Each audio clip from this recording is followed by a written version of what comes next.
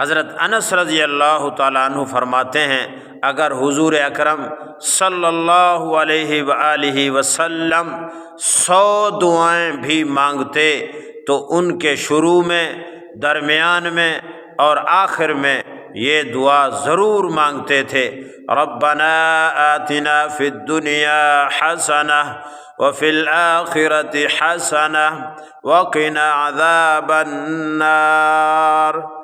اے ہمارے پروردگار، ہم کو دنیا میں بھی بہتری عنایت فرما اور آخرت میں بھی بہتری دیجیے اور ہم کو عذاب دوزخ سے بچائیے۔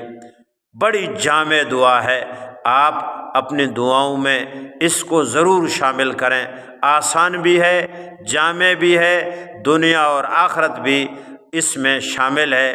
اللہ ہم سب کو نصیب فرمائے۔